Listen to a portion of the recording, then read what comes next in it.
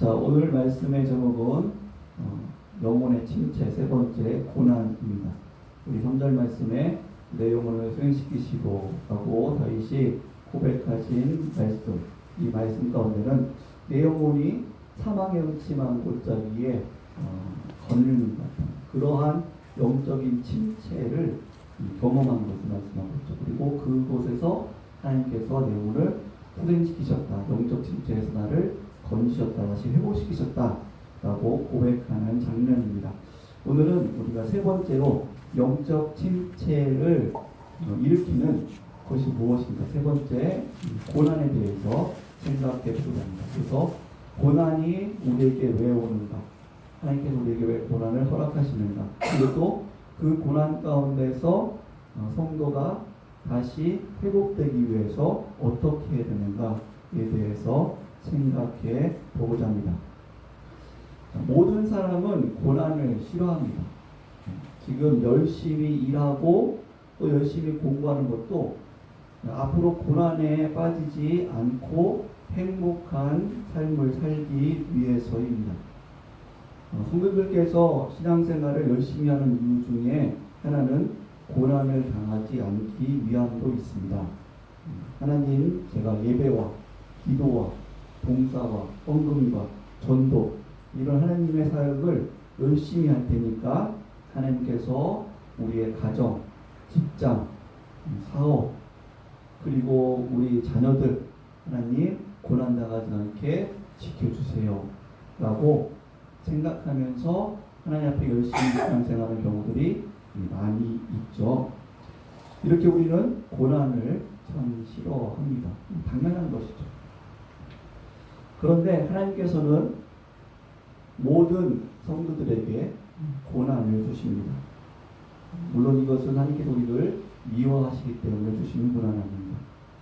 하나님께서 우리들에게 감당할 수 있는 고난을 주신다라고 말씀하고 있습니다. 하지만 그 고난을 감당하지 못하고 오랫동안 시험에 드는 분들도 많이 있고 하나님을 떠나가는 분들도 많이 있습니다. 한 시골 교회에 어렵게 한 할머니를 전도했어요. 시골교회에서 전도했어요. 한 시골교회 사람들이 없는데 한 사람이 나왔으니까 얼마나 교회가 기쁘겠습니까? 그래서 그 할머니를 환영하고, 그리고 그 할머니도 잘 대해주면서 복음을 전했어요. 그 할머니도 매주 빠지지 않고 예배에 참석했어요. 그런데 얼마가 지났을 때에 잘 참석하시던 그 할머니께서 한 주간 예배에 안 나오셨어요. 그래서 그 다음날 담임 목사님께서 신방을 갔어요. 할머니, 왜 지난주에 예배드리러 교회 안 나오셨어요? 혹시 아프셨어요? 걱정돼서 이렇게 신방 왔어요. 그렇게 이야기를 하니까 할머니가 시큰둥하면서 그렇게 얘기를 하는 거예요. 고추도 지켜주시지 않는 하나님, 저는 안 믿을 거예요. 그래서 아니, 그게 무슨 말씀이세요? 물어보니까 지난주에 할머니께서 이제 날이 너무 좋아가지고 마당에다가 고추를 이렇게 넣어놓은 거예요. 시골 가면은 빨간 고추를 따다가 햇볕이 잘 뜰 때에 그때 고추를 넣어놓지 않습니까? 그래서 이 할머니가 예배 가기 전에 맑은 마당에다가 고추를 펼쳐놓고 예배드리러 간 거예요. 근데 예배드리고 교회에서 또 식사를 하고 왔는데 고추를 누가 다 훔쳐가버려. 그러니까 이 할머니가 시험에 들어가지고, 아니, 내가 다른 거 한 것도 아니고 하나님, 제가 예배드리러 간 건데 왜 고추를 안 지켜주십니까? 그러면서 시험에 들었어요. 그래서 목사님께 하는 말씀이, 아니, 고추도 지켜주지 않는 하나님, 저는 못 믿겠어요. 교회 안 나갈래요. 그렇게 시험에 들은 이야기가 있습니다. 교회 안에서도 여러 가지 이유로 성도님들이 시험에 듭니다. 이런 고난으로 영혼이 침체에 빠진 경우도 많습니다. 성도님들 사이에 서로 말을 하다가 말다툼으로 상처받고 여러 시험에 들리는 경우도 있어요. 그리고 어떤 분들은 피택에 권사 혹은 안수집사, 장로, 이런 피택을 받지 못해서 시험에 들는 그런 경우들도 있습니다. 또 오늘 성경에 보면은 다윗도 인생 가운데 많은 고난을 받았고 그 고난 속에서 영적으로 침체되는 것들을 볼 수가 있어요. 사울에게 시기와 미움을 받아서 10여 년 동안 사막 생활하면서 얼마나 쫓겨다녔습니까? 그리고 왕이 돼서도 주변에 많은 원수들 때문에 다윗이 영적인 침체에 빠지는 경우들을 보게 됩니다. 그래서 시편 25편 16절에서 17절 보면 다윗이 이렇게 고백합니다. 주여 나는 외롭고 괴로우니 내게 돌이키사 나에게 은혜를 베푸소서. 내 마음에 근심이 많사오니 나를 고난에서 끌어내소서. 라고 다윗이 정말 이렇게 눈물로 기도하는 장면들이에요. 시편 여러 곳을 보면은 오늘 다윗이 항상 정말 하나님과 동행하며 기쁨 가운데 신앙생활하고 있다고 생각하지만 시편의 많은 것을 보면 다윗이 많은 고난 가운데 눈물로 기도하는 것을 볼 수가 있습니다. 그리고 사도 바울도 마찬가지죠. 사도 바울도 항상 능력 있게 힘 있게 기쁨으로 복음을 전하는 것이 아니었어요. 고린도후서 1장 9절에 보면은 이렇게 사도 바울이 고백합니다. 우리는 우리 자신이 사형 선고를 받은 줄 알았으니 라고 고백을 해요. 여러분 사형 선고 딱 받으면 어때요? 모든 것이 다 무너지죠. 사형 땅 판결을 받으면 막 희죽희죽 웃던 범죄들도 얼굴이 새카매지고 마음이 완전 침울해집니다. 사도 바울도 복음을 전하다가 이렇게 사형 선고를 받은 것 같은 그런 고난과 영적인 침체를 경험했다고 고백을 하고 있습니다. 이렇게 신앙이 크던 작던 장성한 자이건 어린 자이건 상관없이 또 어떤 경로를 통해서 고난을 받든지 고난을 통해서 고통이 올 때 영혼은 침체에 빠지게 됩니다. 자, 그러면 하나님께서 우리를 이러한 고통과 시련 가운데 두시는 이유가 무엇일까요? 우리가 고통과 시련이 오기 전에 하나님께 딱 막아주시면 우리 영혼이 침체되지 않잖아요. 그런데 그것을 하나님께서 허락하시죠. 요백에도 허락하셨고 다윗에게도 허락하셨고 사도 바울 많은 사도들 많은 믿음의 선진들에게 하나님께서 이런 고난과 시련들을 허락하셨어요. 그 영적 침체를 경험하게 그냥 허락하셨어요. 그 이유가 무엇일까?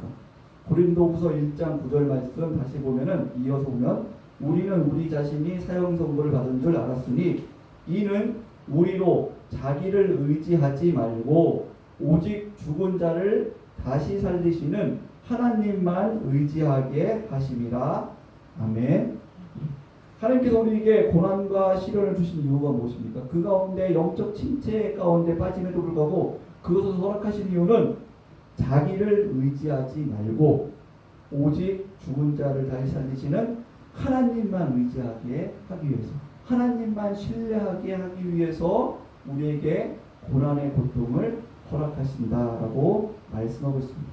이처럼 하나님께서는 우리에게 고난을 주신 이유는 우리를 미워하시기 때문이 아닙니다.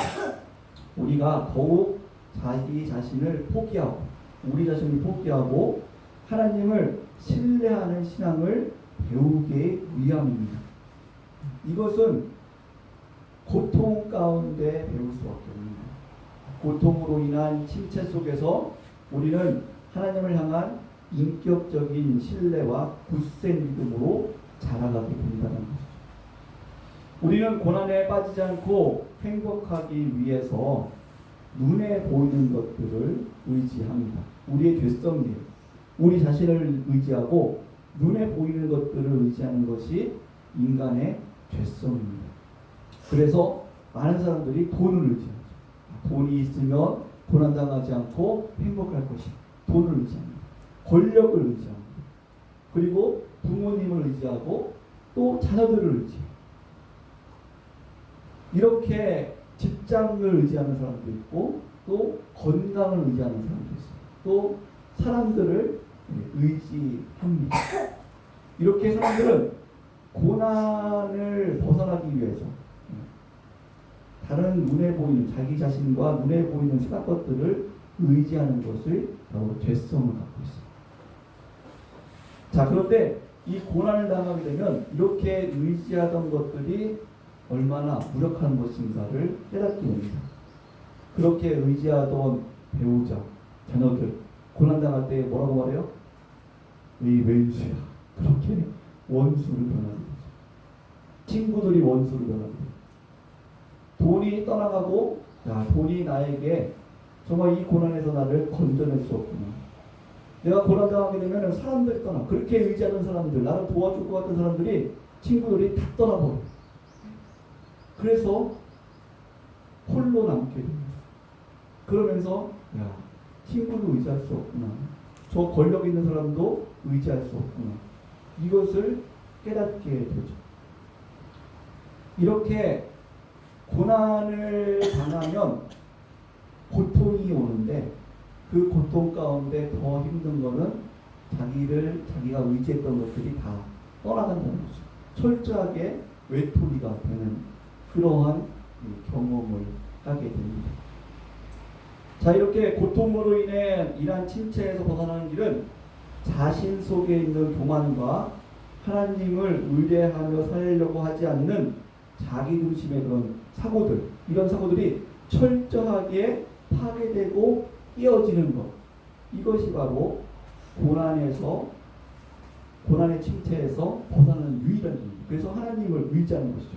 하나님만이 최고의 선이시며 우리 인생의 주인이시고 또 자기 자신, 우리의 자신의 미래를 향한 완전한 계획을 갖고 계신 분이 바로 하나님이시다. 사람들이 많은 것을 계획할지라도 그 일을 이루시는 분은 바로 하나님이시다. 이 하나님을 발견하는 것, 이 하나님을 신뢰하는 것, 이것이 바로 고통에서, 고난에서 해결받는 가장 유일한 길입니다. 왜냐하면 하나님께서 우리에게 고난을 주시는 목적이 자기를 신뢰하는 것을 완전히 깨뜨리고 하나님만 신뢰하게 하려 하십니다 라고 말씀하기 때문에, 그것이 고난의 이유이기 때문에, 그래서 우리는 자기 자신을 깨뜨리는 훈련을 합니다. 따라서 우리가 고난당할 때에 우리는 원망과 불평에서 벗어나서 원망과 불평을 그치고 하나님만을 바라봐야 됩니다. 자신과 세상을 의지하던 마음을 벗어버리고 하나님만 신뢰해야 합니다. 이것이 우리가 고난으로부터, 그 고난의 고통으로부터, 영적 침체로부터 해결받는 유일한 길입니다. 어떤 분들은 이 고난을 당할 때에 쉽게 하나님을 의지하는 분들이 있어요.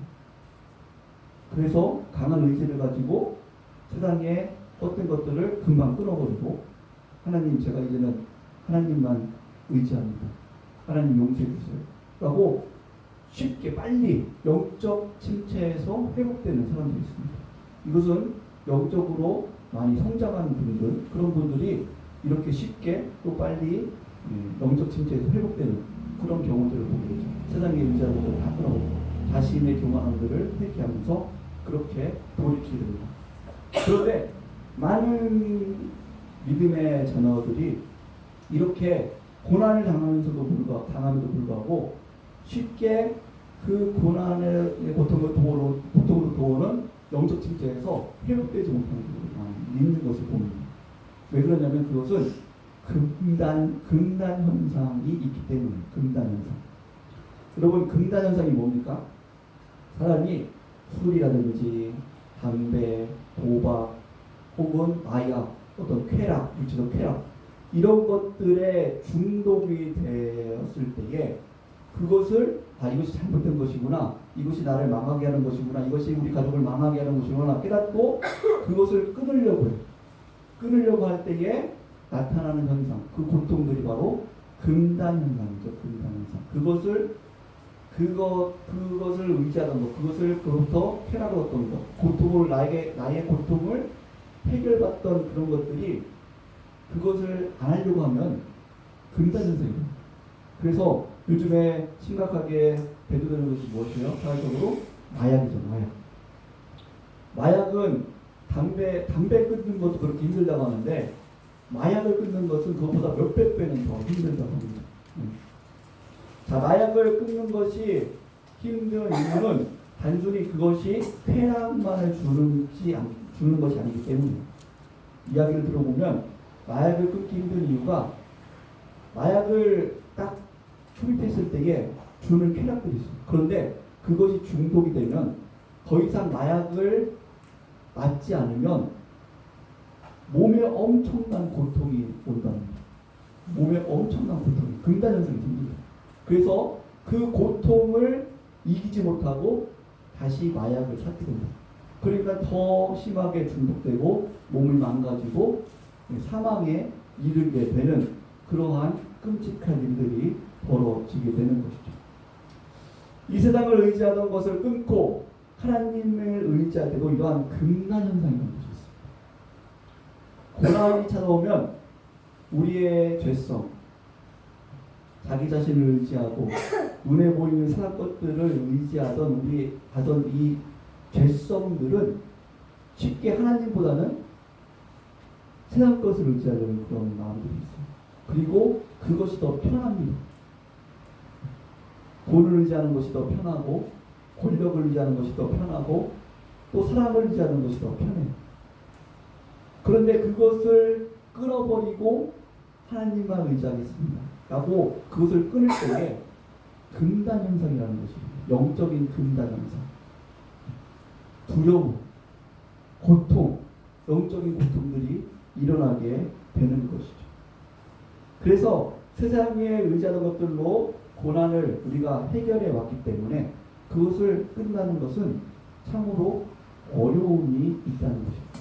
신앙이 어릴수록 그것을 끊는다는 것이 더 어렵습니다.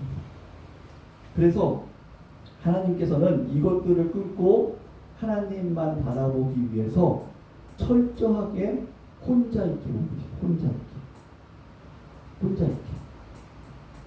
맨 처음에는 우리가 기도할 때에 고난을 당하면은 하나님께 어떻게 기도를 드리냐면 하나님만 바라보기보다는 하나님께 이렇게 도움을 구합니다. 하나님, 저를 이 고통부터 해결하기 위해서 저에게 돈을 좀 주세요.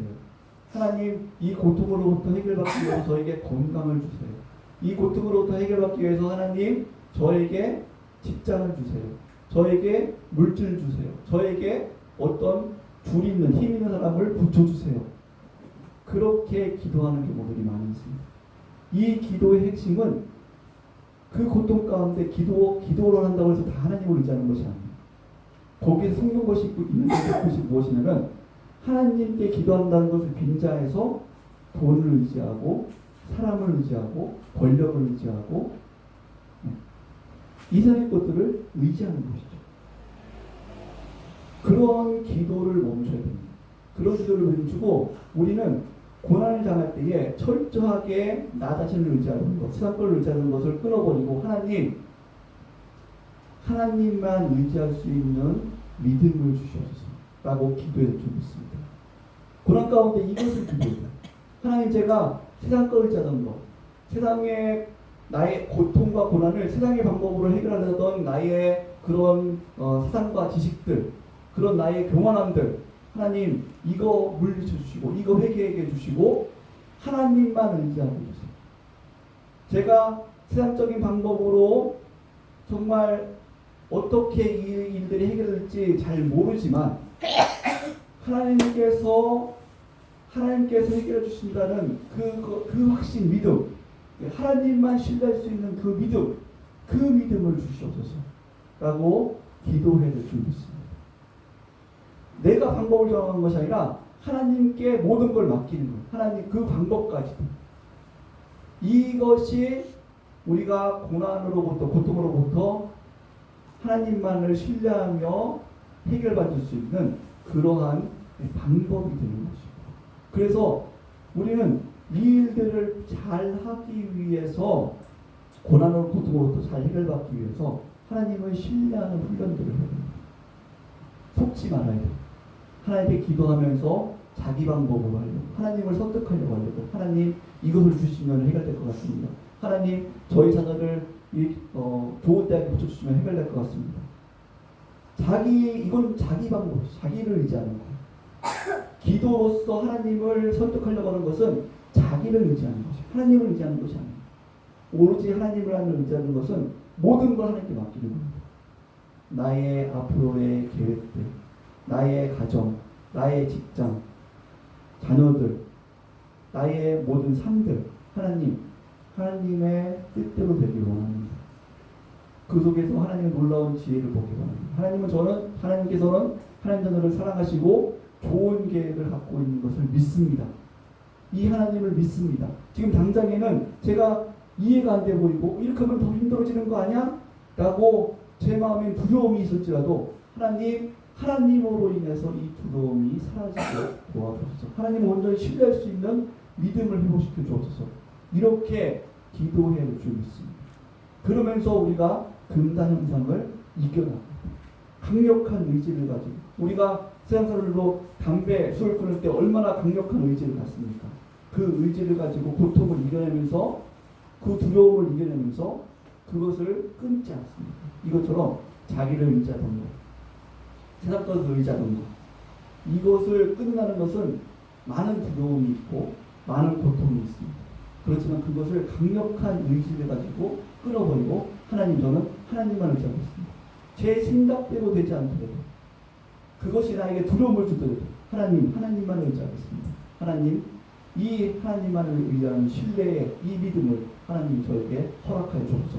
이러한 기도로 나갈 때에 반드시 승리하게 될 줄 믿습니다. 그래서 다윗은 이 고난 속에서 하나님을 만날 때에 그의 영혼이 소생됨을 경험하면서 이렇게 고백합니다. 시편 119편 67절 71절 보면 이렇게 고백합니다. 고난당하기 전에는 내가 그릇 행하였더니 이제는 주의 말씀을 지키나이다.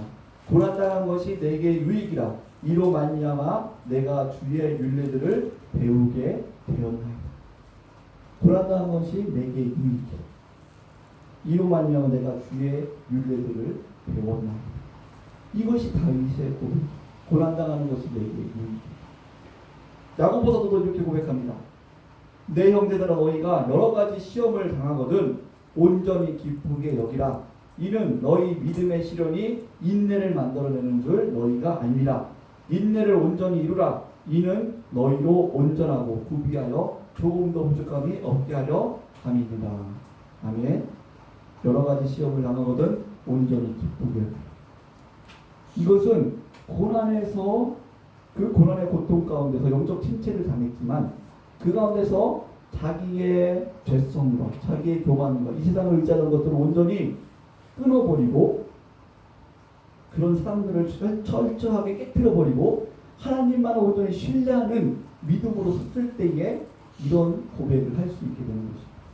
사랑하는 성도 여러분, 우리 성도님께서 이런 고백이 있기를 주의 이름으로 축복합니다. 정말로 여러 가지 고난이 없을 수 없어요. 왜냐하면 하나님께서는 하나님의 자녀들, 그의 사랑하는 자들에게 고난을, 연단을 주신다고 말씀합니다. 우리 연단을 통해서만, 이 고난을 통해서만 우리의 신앙이 바르게 자라갈 수 있어요. 이 연단을 통해서만 내 자신의 죄성, 교만을 죽이고 세상을 의지하던 것을 내팽개치고 깨뜨려버리고 하나님만을 신뢰할 수 있어요. 이것은 고난이라는 도구를 통해서만 이루어질 수 있어요.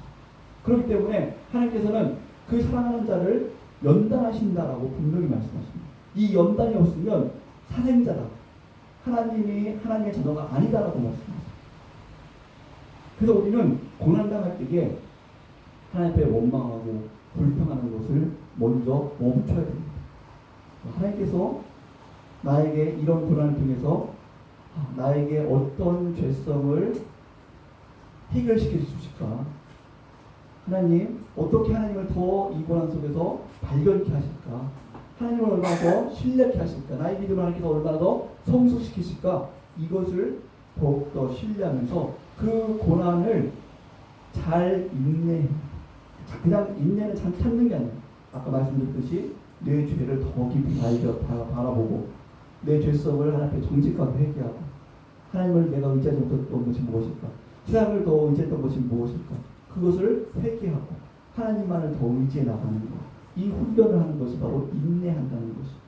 그래서 더 온전한 신앙의 성숙된 사람이 되어야 될 줄 믿습니다. 이렇게 될 때에 우리 다윗과 같이 고난당한 것이 내게 유익이라. 이로 말미암아 내가 하나님의 말씀을 더 알게 됐습니다. 이렇게 고백할 수 있는 우리 믿음의 동행 되시기를 예수님의 이름으로 축복합니다. 아멘. 기도하시겠습니다. 우리 오늘 말씀을 생각하시면서 하나님, 고난으로 인해서 영적 침체에 빠지게 됩니다. 그러나 이것은 우리를 멸망시키기 위해서, 하나님께서 우리를 버리시키기 위함이 아니라 하나님 우리로 연단시켜 우리의 죄악됨을 벗어버리고 하나님만을 의지하게 하려 하심이라고 말씀합니다. 하나님 고난당할 때에 원망 불평하지 않게 도와주시고 하나님 고난 속에서 더욱더 하나님을 신뢰하는 믿음으로 나가게 도와주셔서 정말 두려움이 있습니다. 이 세상에 의지하던 것들을 벗어버리는 그것을 놓아야 되는 정말 두려움이 있습니다. 그러나 그 두려움들을 이기게 도와주시고 하나님만을 더욱더 신뢰할 수 있는 믿음을 더하여 주옵소서. 우리 귀한 본모르시고 기도하도록 하겠습니다. 주여 하나님 우리 아버지 주님의 크신 은혜와 은총을